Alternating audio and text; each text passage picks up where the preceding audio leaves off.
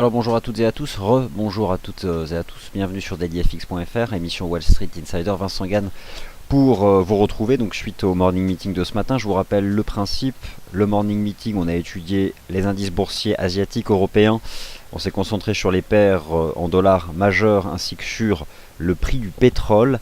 Cet après-midi, comme promis, uniquement les marchés actions américains, à savoir les trois indices boursiers que nous suivons habituellement, le SP500, le Dow et le Nasdaq 100. Je donnerai quand même un mot sur le CAC 40 qui atteint les cibles évoquées dans les émissions proposées ce matin, à savoir 5200 points. Bon, je crois qu'à peu de choses près, on a fait 5195 points sur le CAC 40. Ce sont d'ailleurs des cibles théoriques de figures, notamment une figure qui était visible en intraday en épaule, tête-épaule inversée.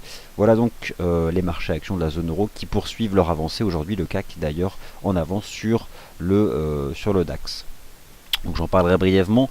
Je vais commencer par un actif dont je vous ai parlé ce matin, dont je vous parle tous les jours finalement. Il s'agit du contrat d'auto allemand Bund. Alors il y a eu un certain nombre d'informations, toujours qui concernent la Grèce. Je ne vais pas rentrer dans les détails, vous pouvez trouver l'information aisément. Mais la principale conséquence est la poursuite du recul des taux souverains cœur de la zone euro, ainsi ceux d'ailleurs que des pays périphériques. Donc c'est quelque chose qui est bien en place depuis le début de la semaine et qui de manière générale l'est depuis le lundi 9 mars et le début du programme d'achat de titres de dette souveraine par la Banque Centrale Européenne.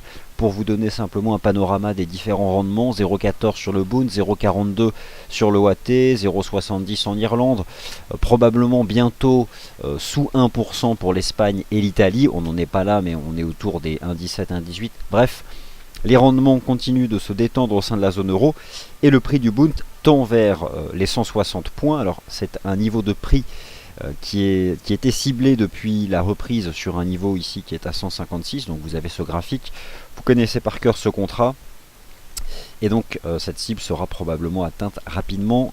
D'ailleurs, on observe quand même une accélération de la progression depuis quelques heures. Je pense que ce niveau des 160 peut être atteint. Peut-on le déborder? Ça c'est une autre question. En tout cas, si c'était le cas, si ce marché débordait le niveau des 160 points, c'est pas acquis, c'est pas certain, mais ça permettrait d'aller clairement envisager de nouveaux plus hauts, et notamment donc 164 tout simplement. Mais pour le moment, contentons-nous de viser tranquillement 160 points. Et si vous êtes sur ce marché et que vous avez pu être patient, car la hausse a été globalement lente depuis un mois, à 160 points, vous aurez quand même de quoi prendre des bénéfices. Alors, le CAC 40, où en est-il? J'en dis rapidement un mot parce qu'on en a beaucoup parlé ce matin. Est-il proche d'un retournement? Ce qui est certain, c'est que cette zone, comprise entre 5002 et 5003, c'est une zone cible pour beaucoup d'analystes. Pour le moment, quels sont les derniers signaux techniques qui ont été donnés en intraday? Eh bien, nous avons eu le mardi 7 avril la cassure des 5100 points, ligne de coup d'une structure ici en épaule, tête, épaule. Intéressant de noter que la tête était représentée par une structure en marteau journalier. Quelles sont les cibles théoriques? Elles sont affichées ici à l'aide des extensions de Fibonacci. Ce graphique, je n'y touche pas depuis la fin du mois de mars. Deux cibles, une première à 5190, une seconde à 5209. Le marché a fait 5195. Bon, est-ce qu'on peut pousser encore à aller chercher 5209? Je pense que oui, globalement.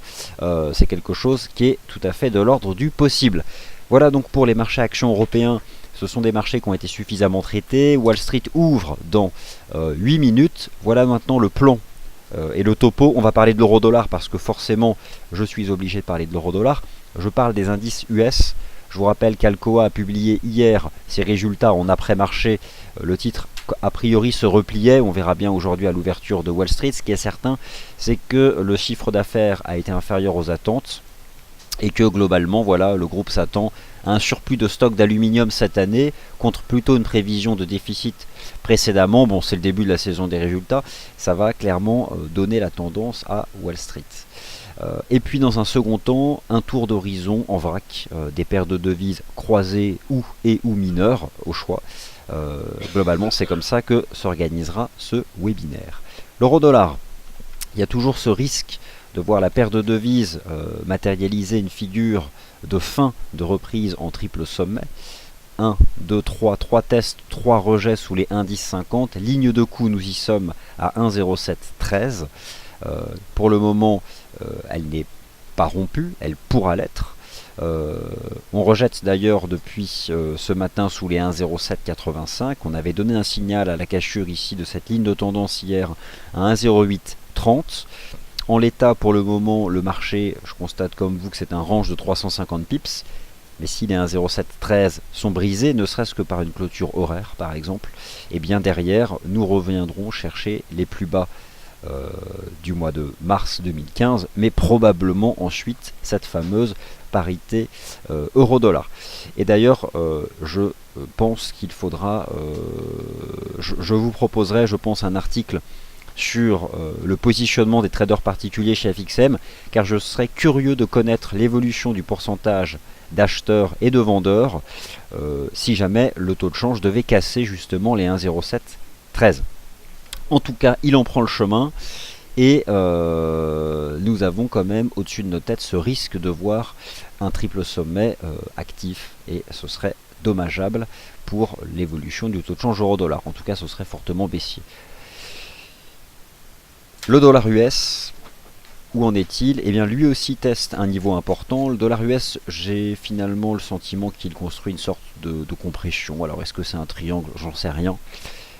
Ce qui est certain, c'est que l'US dollar index teste ici une oblique en place, je dirais, depuis le 18 mars.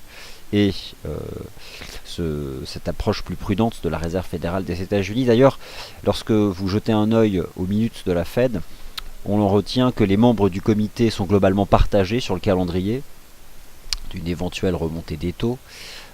Alors il y a ceux qui plaident pour le mois de juin, d'autres pour le mois de septembre, et puis d'autres pour l'année 2016. En tout cas, les contrats futurs sur les Fed Funds anticipent à hauteur d'environ 31% une remontée en septembre. Dans tous les cas, il y a toujours un scénario de relèvement des taux. Sur US Dollar Index, je pense qu'il faut surveiller le point haut de ce matin, du début de la session européenne, les 12 054 points, 12 055.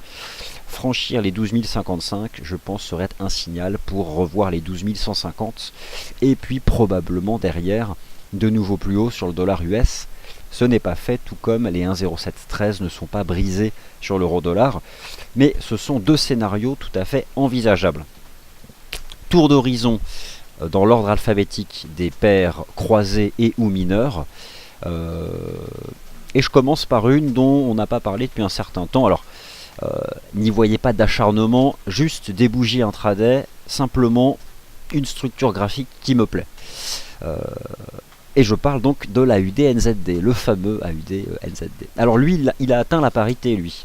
Il a fait la parité 1 pour 1, à 15 pips près, le 6 avril. Parité, non pas euro-dollar, mais parité dollar de l'Australie, dollar de la Nouvelle-Zélande.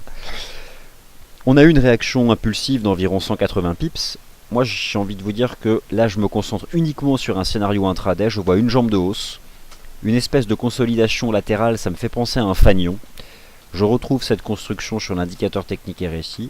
J'ai le sentiment qu'au-dessus des 1,0146, cette paire de devises pourrait rejoindre 1,0270. Donc c'est vraiment un scénario intraday. Voilà, ça mange pas de pain. C'est graphique. Visez plus, aucune idée. Je m'exposerai pas sur le moyen terme de cette paire de devises, mais simplement sur le court terme immédiat. À savoir, on peut imaginer ce scénario. Là, le stop de toute façon, et je vous rappelle que les stratégies de trading et le money management associé sont à votre discrétion totale, parce que ici, c'est une présentation indicative, et puis qu'il n'y a pas de conseil d'investissement, vous le savez. 1,0145 $ néo-zélandais, un niveau sous lequel cette hypothèse graphique proposée n'aurait plus aucun corps. Et puis donc, revoir les 1,0270 me semble envisageable, c'est juste du graphique.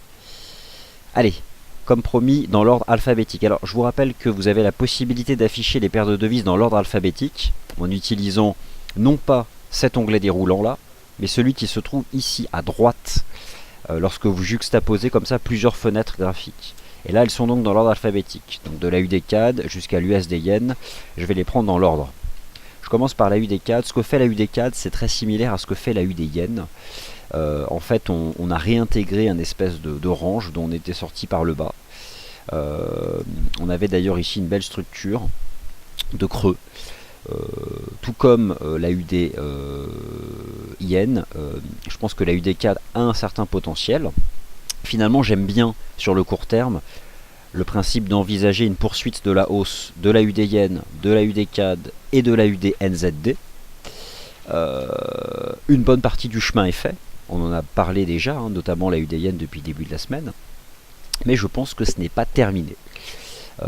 Donc, elle m'intéresse, cette paire de devises, et il y a la possibilité de revenir, je pense, chercher les 0,9735, voire 0,98.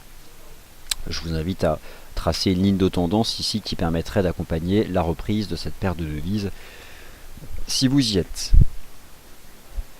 La UD Yen, lui aussi, a probablement encore du potentiel. Nous vous en avons parlé notamment à 0,90 lorsqu'Adrian a mis en évidence une ligne de tendance haussière de fond. Je vous en ai parlé hier à la sortie par le haut d'un espèce de petit fanion. Là, c'est plus ou moins ce que je retrouve maintenant sur la UD NZD, c'est pour ça que ça me plaît. Peut-on revoir 93? Oui. Peut-on revoir 94? C'est possible. Premier support 92,18. D'ailleurs, c'est un niveau qui a été cassé, puis un pullback et puis ça relance. Je pense que là aussi, il existe encore un certain potentiel de reprise sur cette paire de devises à UD Yen. La UD CAD a tendance aussi à me plaire parce que le dollar canadien est globalement sous pression suite à la publication de stocks hebdomadaires US en forte progression, 11 millions de barils hier, entretenant donc cette forte dynamique au restockage de barils de pétrole aux États-Unis. C'est un facteur qui crée de la pression, ou en tout cas qui maintient le prix du pétrole dans un range depuis d'ailleurs le début de l'année, entre 44 $ et 54 $. Sur le court terme, le pétrole, sa situation s'est neutralisée entre 50 et 52,40. Casser 50 $ serait dommageable. Ça renverrait ce marché dans le bas du range. En tout cas, lorsque j'observe la UD CAD, mais encore l'USD CAD, qui est probablement le trading range à connaître par cœur ici sur le FX, c'est probablement un des plus beaux trading range que j'ai vu sur le FX, entre 1,2380 et 1,28, avec hier, voilà, vraiment cette touchette des 1,2380, ça relance. Il y a la possibilité d'envisager un USD CAD revenir finalement chercher les 1,28. Si USD justement franchit cette fameuse résistance à 12 050 points, 55, et alors, l'eurodoll est en train d'attaquer cette fameuse ligne de coup. Alors, pas encore, mais bientôt. Voilà. Bon, ça sent pas bon, de toute façon, vous l'avez compris. Ça sent pas bon sur l'euro-dollar. Donc, la UD Yen, la UD CAD, la UD NZD, voilà. En bref, des stratégies qui me plaisent. Et je pense que la UD NZD, on peut la mettre à. Alors, c'est pour cette raison d'ailleurs que la UD USD, je pense que lui, il ne faut pas trop y toucher sur le court terme. On fait peut-être un espèce de wedge, éventuellement en pointant un peu plus haut, mais je n'y toucherai pas pour le moment. Le CAD Yen, alors ce qu'a fait le CAD Yen est très similaire à ce qu'est en train de faire la UD Yen et la UD CAD, mais sauf que le CAD Yen s'est terminé. On a fait une fausse cassure d'un range, on l'a réintégré, on revient chercher la partie haute. Le CAD Yen reste dans un range, c'est comme le pétrole. Voilà, c'est pas compliqué, enfin, façon de parler, quand je dis que c'est pas compliqué, je veux dire c'est pas compliqué graphiquement parlant. Un range sur le CAD Yen entre 94 et 97, à l'image du range sur le pétrole entre 44 et 54. Voilà, on a rejeté sous le haut du range.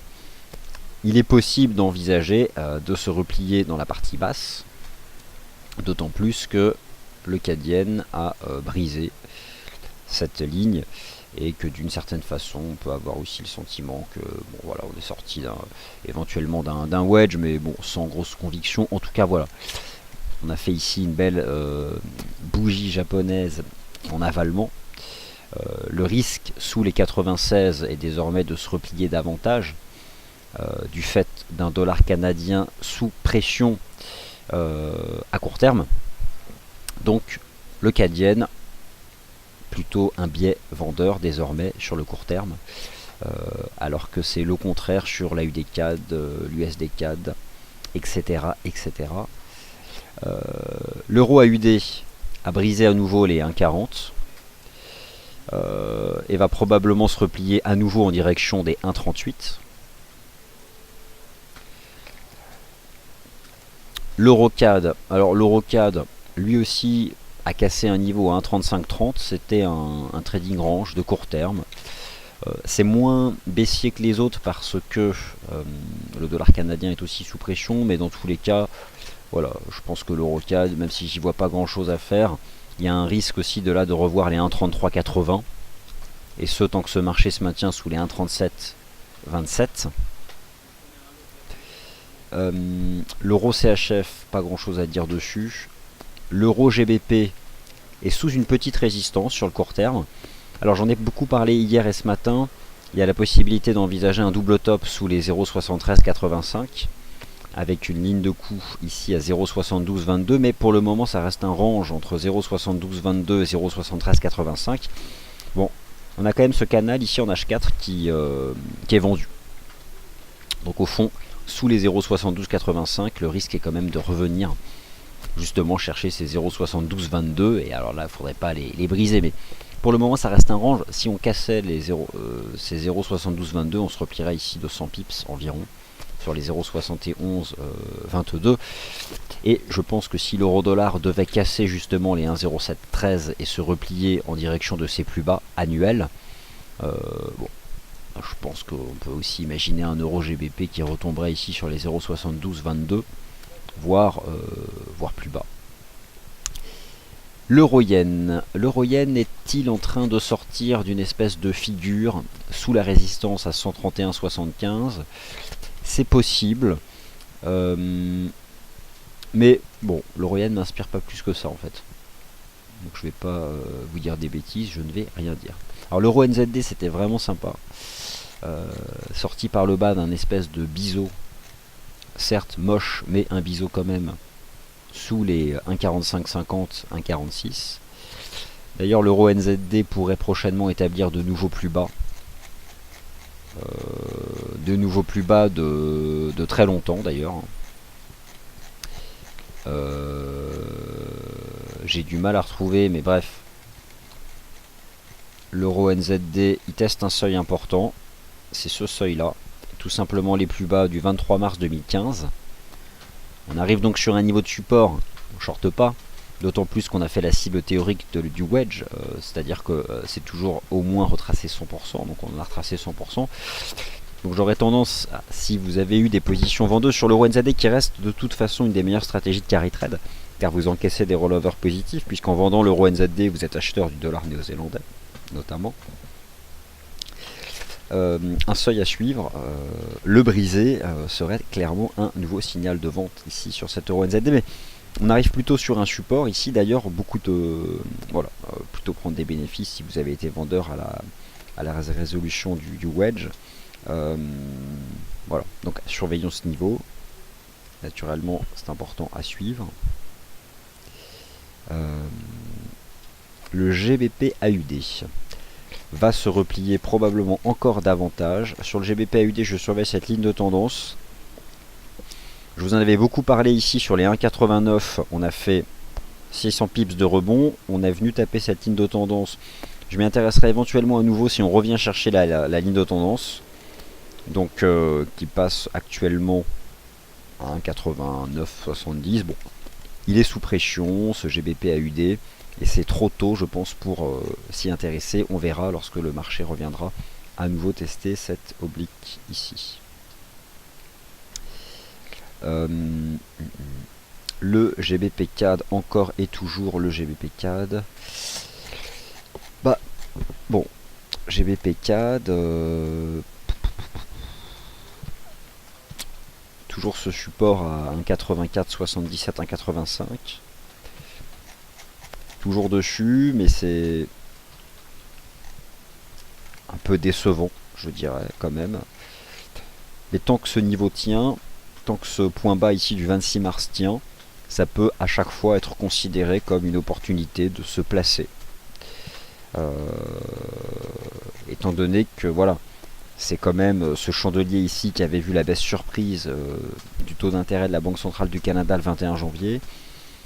On est toujours en train de le travailler, toujours la possibilité un jour d'avoir un rebond d'amplitude.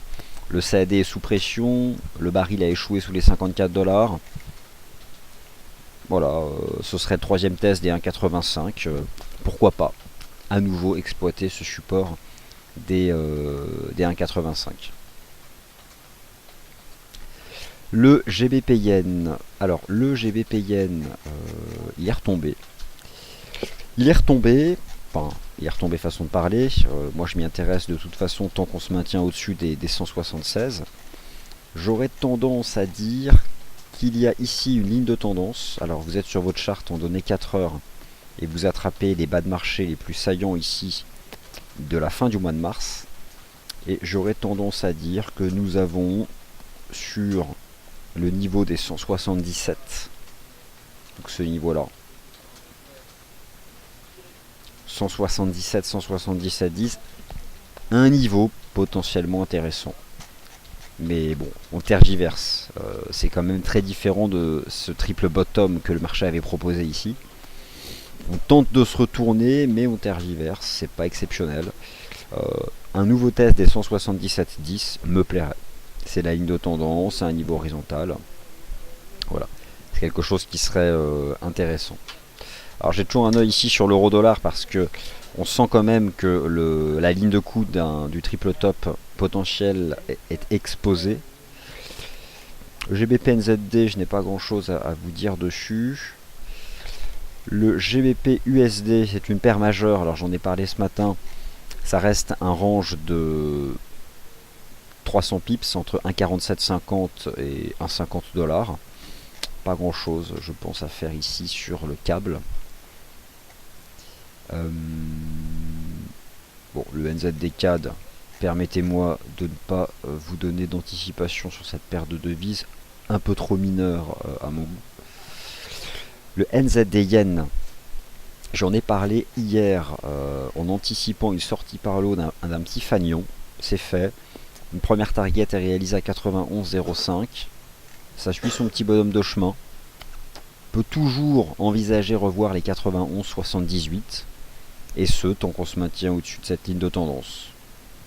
C'est lent, mais ça suit son cours.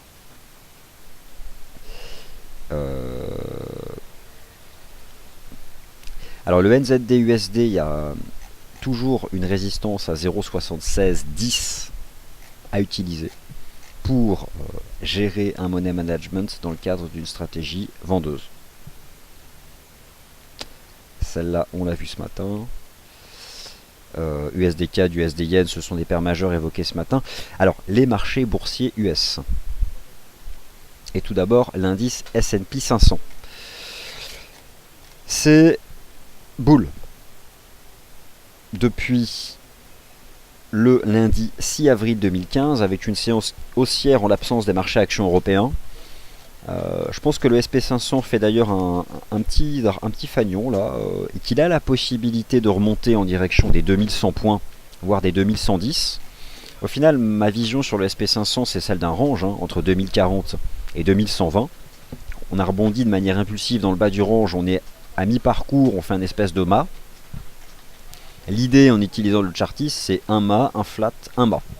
Donc, sur le SP500, au-dessus des 12 072, je vise 12 115.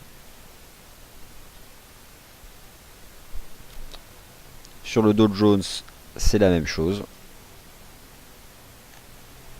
On a fait une reprise impulsive le lundi 6 avril. Et là, on fait un espèce de flat. Avec donc un premier support qui s'établit ici sur les 17 817. Au-dessus, je pense qu'on peut rejoindre les 18 000, 18 100. Le Nasdaq 100 reste l'indice boursier US qui me plaît le plus, notamment depuis cette séance du 6 avril où on est sorti par le haut d'une espèce de compression en biseau. Je conserve plutôt une anticipation positive au-dessus des 4337, 4335. Et je pense que le Nasdaq 100 est en mesure de rejoindre ici les 4435. Un point de décrochage du 25 mars.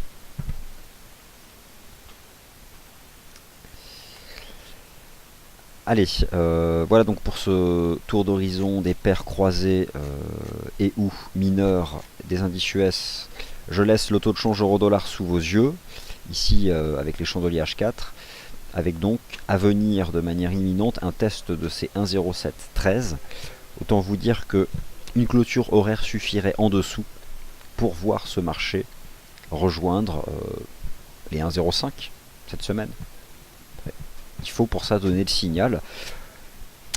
On a quand même envie de l'anticiper par rapport à tout un tas d'éléments qui ont été exposés sur le site. Attends, voilà. Et quand on aura le signal, eh bien ça pourra valider ces anticipations. Alors, voilà donc pour mon topo. Vous avez des questions sur le DAX. Alors le DAX aujourd'hui, il est un peu plus en retrait. Probablement un phénomène peut-être de rattrapage du CAC parce que concrètement ce sont les mêmes secteurs qui sont recherchés aujourd'hui. Ça monte moins dans le DAX, il y a le secteur financier du DAX qui est sous pression.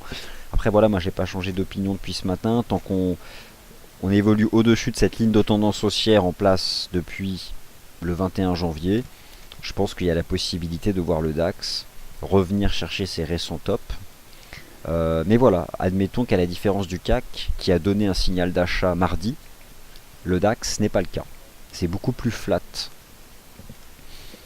Mais bon, je pense toujours que nous sommes en mesure de rejoindre à nouveau ici les 12 220. Et je raisonnerai uniquement de cette façon. Je vais prendre cette jambe de hausse, une extension, et voilà, ce qui me donnerait finalement deux cibles, 12 147 et 12 222. Mais bon, c'est vraiment du chart, intraday quoi.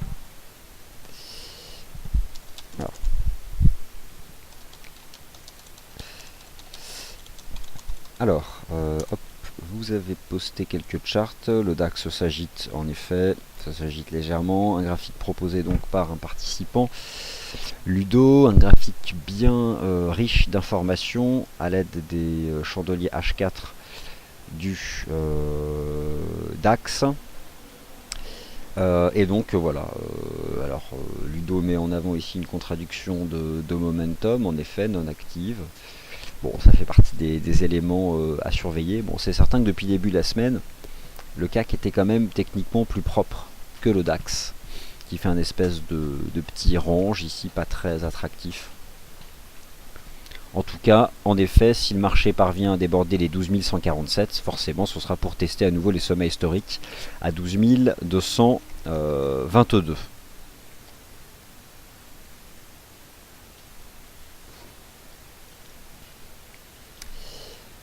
Alors, ok, merci Joseph. Ok, voilà, écoutez, j'ai répondu à toutes vos questions. À 18 h ici même, un webinaire est organisé sur la gestion d'un trade perdant. C'est important pour préserver le capital, de savoir comment gérer un trade perdant et de savoir quand justement couper les pertes, plutôt et au contraire laisser courir les gains. Donc ça, ce sont des choses qui seront évoquées tout à l'heure à partir de 18 h. Je vous remercie d'avoir été attentif. Soyez vous-même très attentif à ce niveau ici des 1,0713 de l'euro-dollar. Je pense que vous pouvez étudier vos chandeliers horaires. Ce serait selon moi un horizon de temps dont le cours de clôture serait suffisant pour dire triple top. Et à ce moment-là, direction les plus bas annuels. Nous verrons. Voilà, merci à tous. Je vous retrouve demain pour l'émission Wall Street Insider. Et je vous souhaite une bonne fin de journée.